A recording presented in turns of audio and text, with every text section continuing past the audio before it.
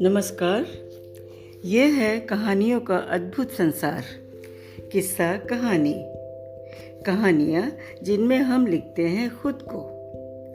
मैं हूँ छाया वर्मा और आज आपको सुनाने आई हूँ अपनी ही लिखी एक ऐसी कहानी जो बड़ों के लिए भी है और बच्चों के लिए भी।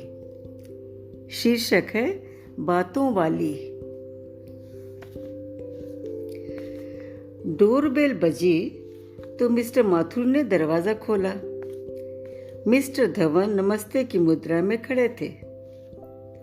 उन्हें अंदर आने का इशारा माथुर साहब ने कोर्निश के अंदाज में किया और ठहाका लगाते हुए दोनों पड़ोसी अंदर आकर सोफे पर बैठ गए। ठहाके की आवाज़ सुनकर मिसेस माथुर आ गई तो माथुर साहब ने धवन साहब से उनका परिचय कराया। कुछ देर के बाद धवन ये कहकर उठे कि शाम को फिर आता हूँ मैडम के साथ। कल संडे है इसलिए कोई मारामारी नहीं होगी। तब आराम से बैठेंगे और भाभी जी के हाथ की चाय भी पिएंगे। ये कहते हुए वो हंस पड़े और हंसते हुए निकल गए। वादे के अनुसार शाम को आए धवन साहब, साथ में मिसेस धवन भी। इस बार धवन साहब की मुलाकात नन्ही मुन्नी रानू से हुई जो माँ से चिपकी खड़ी थी। धवन साहब ने इशारे से बुलाया तो उसने चेहरा दूसरी ओर फेर लिया। कुछ ही देर बाद वो धवन साहब को पापा के साथ बातों में मशगूल देखकर धीरे से उनके पास गई और उनकी घड़ी छूने लगी। धवन साहब की नज़र पड़ी तो झट बोली, मैं आपकी घड़ी देख रही थी। हाँ देखो बेटा, कैसी लगी घड़ी?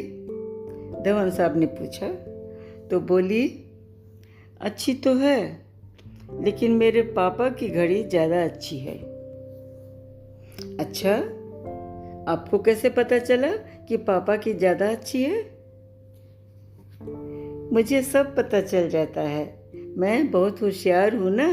वो वर्मा अंकल कहते हैं कि नानू बहुत होशियार है।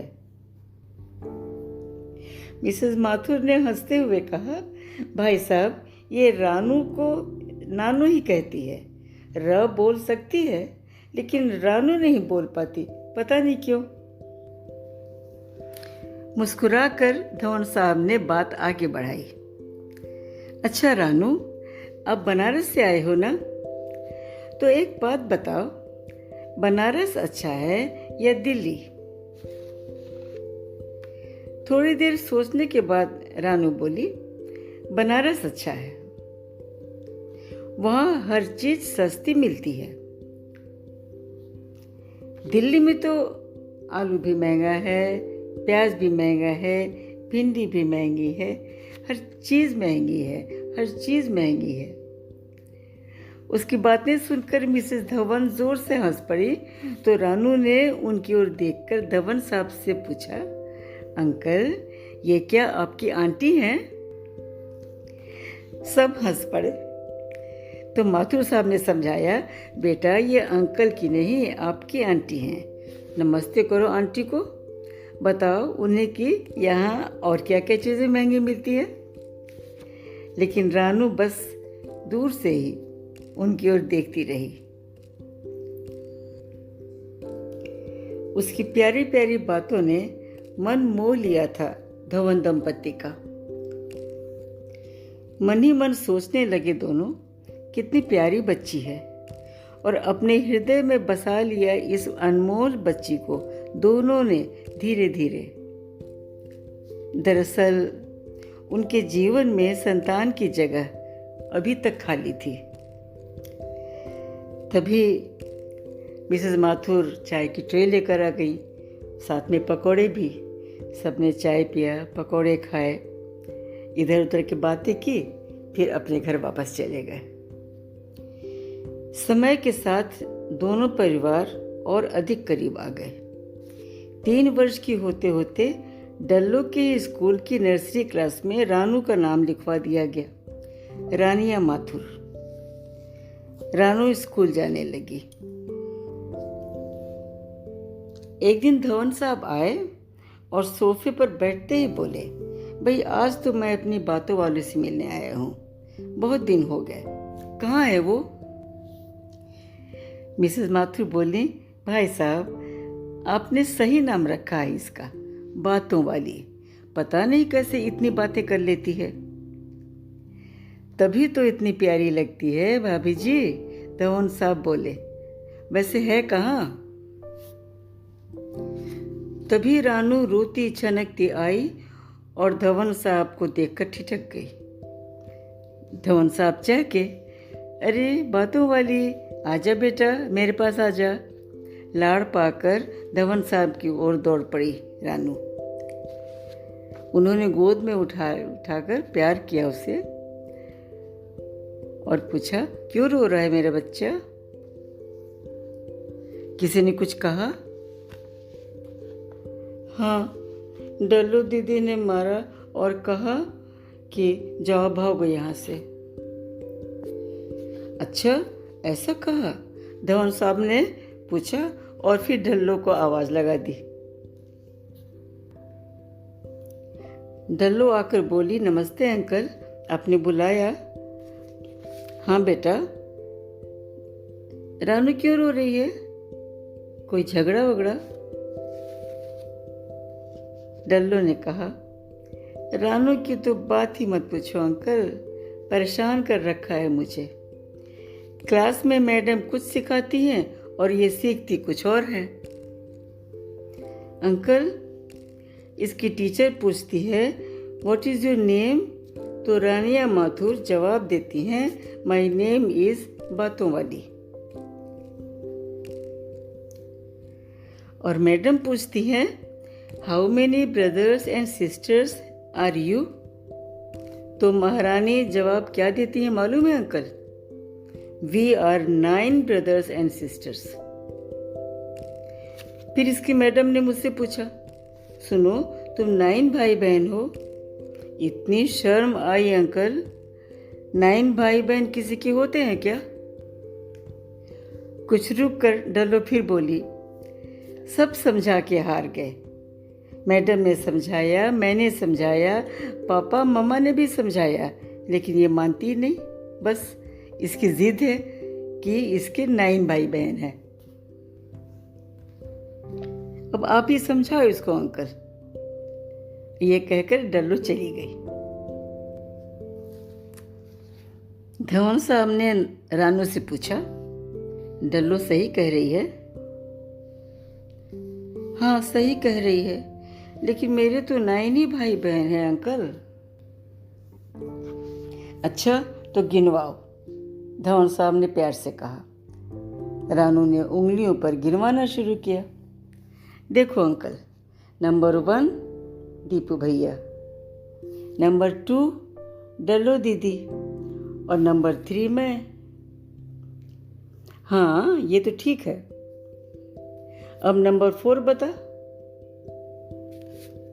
नंबर 4 शिबू दीदी, 5 निशु भैया, 6 शिशु भैया, 7 मालू दीदी, 8 प्रीतु दीदी और 9 शबो दीदी। शबनम दीदी भी धवन चौके। हाँ वो तो सबसे ज़्यादा प्यार करती है, मैं उन्हें शब्बो आपा कहती हूँ। मेरी प्यारी दीदी हैं वो तो, रानू प्यार से बोली। एक पल धवन साहब चुप रहे, फिर रानू को समझाने की कोशिश की। देख बेटा, ये जो नंबर 1 और नंबर 2 है ना, ये तेरे सगे भाई बहन हैं और बाकी सारे कज़न हैं। तो जब कोई पूछे तो सगे भाई बहनों के नाम ही गिनवाते हैं। रानू कुछ देर चुप रही, फिर बोली, ये सगे क्या होता है अंकल और ये कज़न क्या होता है? माथुर साहब हंसे, लो अब समझाओ। लेकिन धवन साहब हिम्मत कहाँ हारने वाले थे, समझाना शुरू किया।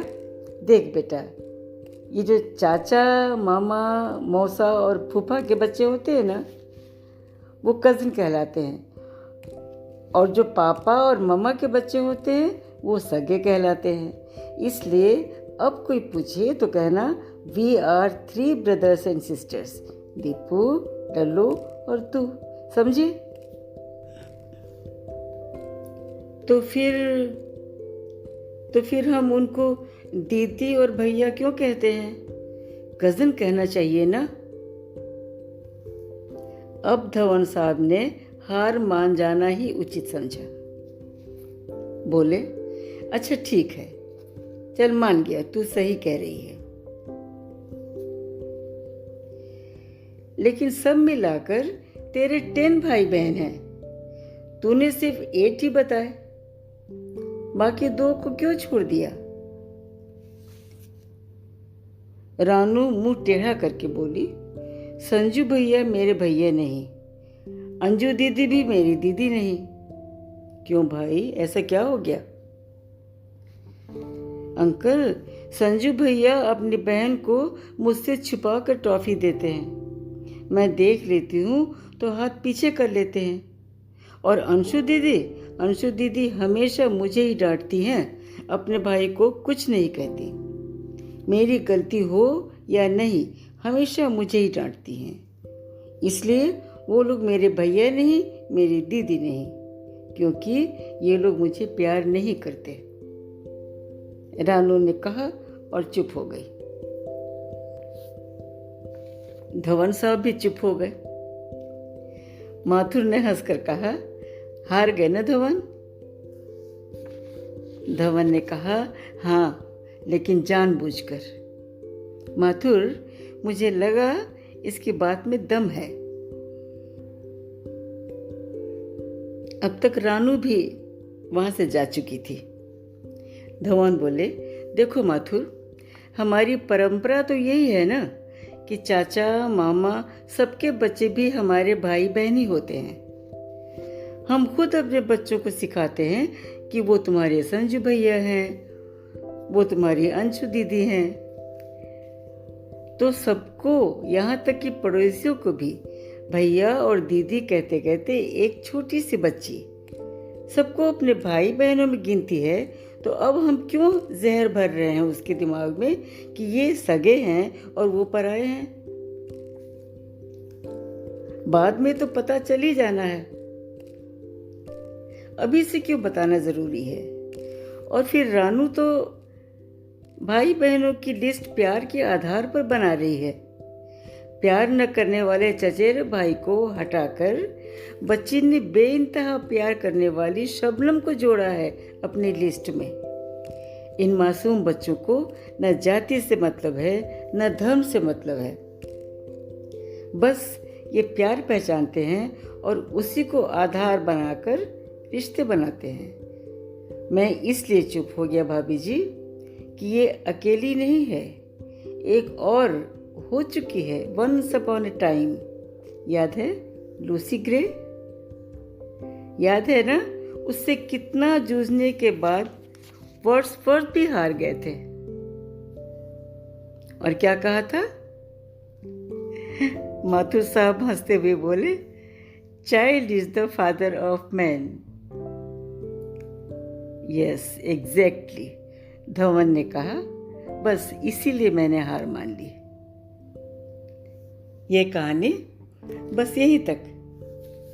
आपको कहानी अच्छी लगी है तो चैनल को सब्सक्राइब कीजिए, लाइक कीजिए, कमेंट कीजिए।